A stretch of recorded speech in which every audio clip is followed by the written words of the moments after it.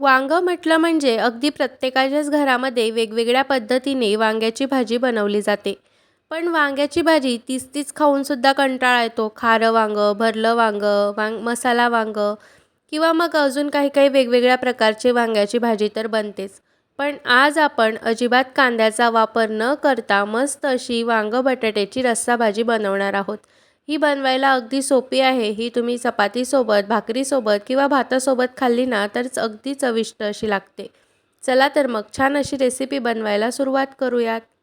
तर मी इथं ना एक मिक्सरचं जार घेतलं आहे. त्यामध्ये मी ना पाऊण वाटी शेंगदाणे टाकलेले आहेत. शेंगदाणे जे आहेत तर ते कच्चेच आहेत. त्यानंतर त्यामध्ये घातला मी 10 ते 12 लसणाच्या पाकळ्या, 2 ते 3 इंच आलं आणि त्यामध्ये आपल्याला टाकायचं आहे अगदी थोडंसं खोबरं. खूप जास्त खोबरं पण घालायचं नाही, नाहीतर मग टेस्ट जी आहे ना तर ती काहीतरी वेगळीच लागेल.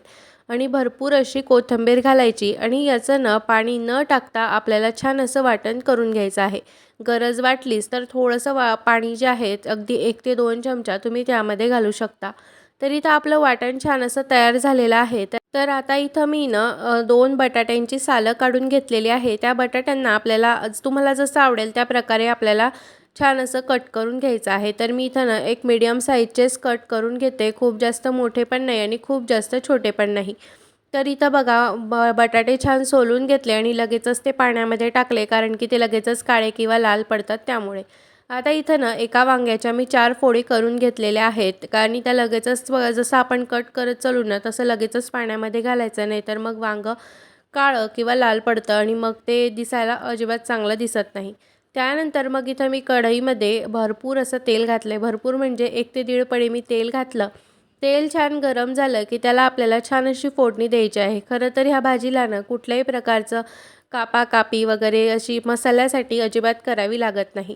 तेल छान गरम झालं की त्यामध्ये मी अर्धा चमचा मोहरी, अर्धा चमचा जिरं घालून घेतलं, पाव चमचा हिंग घातला आणि खमंग छान अशी फोडणी तयार करून घेतली. फोडणी छान अशी तयार झाली की जे वाटण आपण तयार करून घेतलेलं होतं ना, तर ते वाटण सगळ्यात आधी यामध्ये टाकून घ्यायचं. आणि वाटण जे आहे ना, तर ते आपल्याला खूप जास्त वेळ परतण्याची अजिबात गरज पडत नाही. कारण की आपण जर खूप जास्त वेळ त्या वाटणाला परतत राहिलो ना, तर ऑटोमॅटिक ते जे वाटण आहे, तर ते कढईला खाली चिपकायला सुरुवात होते. अगदी तुम्ही त्यामध्ये कितीही तेल घातलेलं असलं तरीसुद्धा.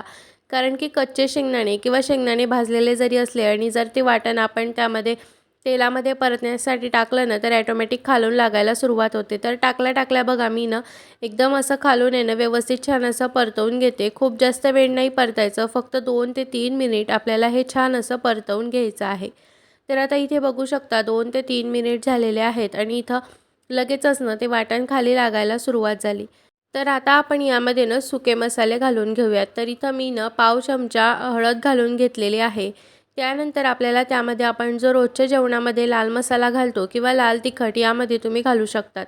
तर मी इथं 2 ते 3 चमचे ना लाल तिखट घातलेला आहे. म्हणजेच हा लाल मसाला आहे जो वर्षभरासाठी आपण बनवून ठेवतो तो. तुम्ही जर लाल तिखट घातलं तर थोडासा गरम मसाला किंवा मग जो आपला कुठल्याही कंपनीचा जो गरम मसाला असतो तर तो तुम्ही घातला तरीसुद्धा चालेल. हे छान असं 1 मिनिटभर परतवून घेतलं आणि ज्या वांगं बटाट्याच्या फोडी आपण करून घेतलेल्या होत्यात ना, तर ते यामध्ये टाकून घ्यायच्या. त्यानंतर ना हे संपूर्ण फोडी टाकून घेतल्यानंतर ना सुरुवातीला आपल्याला 2 ते 3 मिनिट हे छान असं मसाल्यामध्ये परतवून घ्यायचं आहे.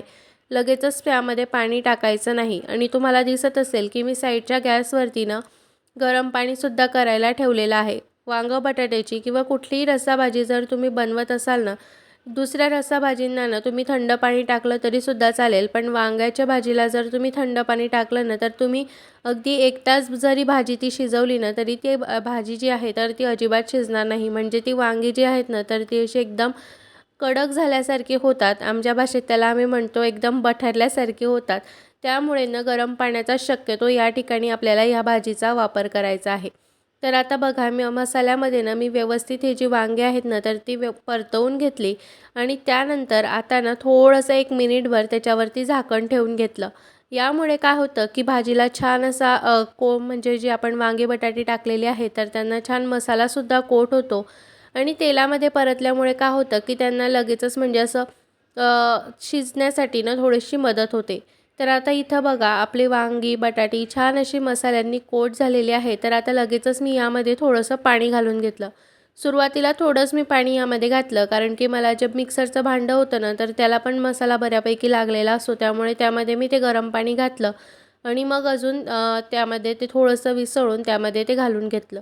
तर असं आपण सगळ्याच जणी तर करतोच.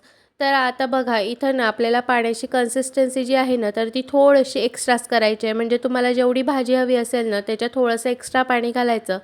कारण की आपल्याला यामध्येच वांगी आणि बटाटी जी आहेत ना, तर ती संपूर्ण अशी शिजवून घ्यायची आहेत. त्यामुळे मी याच्यामध्ये ना अगदी अर्धा ग्लास थोडंसं पाणी एक्स्ट्रा घातलेलं आहे. आता झाकण ठेवून ना आपल्याला अधूनमधून उघडून आहे ना, एक छान असं व्यवस्थित मिक्स करून घ्यायचं आहे. तर सुरुवातीला तुम्हाला असं वाटेल की यावरती अजिबात तेल आलेलं नाही. पण जसं-जसं भाजी शिजत जाईल ना, तशी-तशी तरी छान अशी येत जाईल. तर आता इथं मी ना चवीनुसार मीठसुद्धा टाकून घेतलं आणि हे आता व्यवस्थित असं आपल्याला मिक्स करून घ्यायचं आहे. आता हे व्यवस्थित मिक्स करून घेतलं, कारण की आपण यामध्ये मीठ टाकलेलं होतं त्यामुळे. आता परत यावरती मी झाकण ठेवते आणि परत 3 ते 4 मिनिट याला छान असं उकळवून घेणार आहे. परत 4 ते 5 मिनिटांनी उकळायचं आणि इथं बघा थोडीशी भाजीला छान अशी साईडला तरी तुम्हाला आलेली दिसते ना, तर जेव्हा आपली संपूर्ण भाजी शिजते ना हळू तर हळू भाजीला तरीसुद्धा खूप छान अशी येते. आणि इथं ना वांगी, बटाटे जी आहेत ना, तर ती शिजायला छान अशी मदत होते. तर इथं बघा आपण अगदी थोड्याशा शेंगदाण्यांचा वापर करून सुद्धा ना भाजीला किती छान असा घट्टपणा आला आहे. खूप जास्त पातळ पण नाही आणि खूप जास्त घट्ट पण नाही. अशा कन्सिस्टन्सीची आपली भाजी जी आहे ना, तर ती छान अशी तयार झालेली आहे. आणि हो, यामध्ये ना आपण अगदी कमी शेंगदाण्यांचा वापर केलेला असून सुद्धा काय येतं, एवढं छान असं म्हणजे घट्टपणा. तर बटाट्यांमध्ये ना स्टार्चचं प्रमाण भरपूर असतं, तुम्हाला तर माहितीच असेल. तर त्या स्टार्चमुळे सुद्धा ना भाजीला घट्टपणा येण्यास मदत होते. तर त्यानंतर आता परत एकदा मिक्स करून घेतलं आणि असं करत-करत आहे ना आपल्याला जवळपास ही भाजी 12 ते 15 मिनिटं छान अशी शिजवून घ्यायची आहे. तर इथं बघा जेवढं तुम्हाला मी पाणी दाखवलेलं होतं ना टाकताना, त्यानंतर बघा थोडंसं भाजी जे पाणी आहे ना, तर ते कमी झालेलं आहे आणि इथं ना आपली भाजीसुद्धा अगदी परफेक्ट अशी शिजलेली आहे. तर आता आपण ना सगळ्यात आधी वांगी जी आहेत ना, तर ती छान अशी शिजलेत का ते बघूयात. तर बघा इथे अगदी इझिली ना छान असं तुटता येते वांगे इझिली. त्याच्यामुळे इथं आपले वांगे जे आहेत ना, तर ती छान अशी शिजलेली आहे. तर आता आपण आहे ना, त्यामध्ये भरपूर अशी कोथिंबीर टाकून घेऊयात आणि गॅसची फ्लेम बंद करू आणि थोडीशी भाजी गार झाल्यानंतर आहे ना, भाजीला मस्त अशी छान अशी तरी येते. आतासुद्धा आलेली आहे, पण थोडीशी भाजी आणखी थंड झाली ना, की भाजीला आणखी छान अशी तरी येईल. तर या ठिकाणी तयार आहे मस्त अशी आपली वांगं बटाटा रस्सा भाजी, तेही कांद्याचा अजिबात वापर न करता. तर इथं बघू शकता किती मस्त अशी भाजीला तरी आली आहे ना, थोडीशी गार झाल्यानंतर एकदम छान अशी तरी आलेली आहे. तर तुम्हीसुद्धा माझ्या या पद्धतीने एकदा वांगं बटाट्याची रस्सा भाजी नक्की करून पहा आणि तुम्हाला कशी वाटली हे मला कमेंटमध्ये सांगायला अजिबात विसरू नका. आणि व्हिडिओ आवडला असेल तर लाईक करा, शेअर करा आणि चॅनलवर नवीन असाल तर सबस्क्राईब करा. तर भेटूया पुन्हा अशाच एका छानशा नवीन व्हिडिओमध्ये. तोपर्यंत बाय.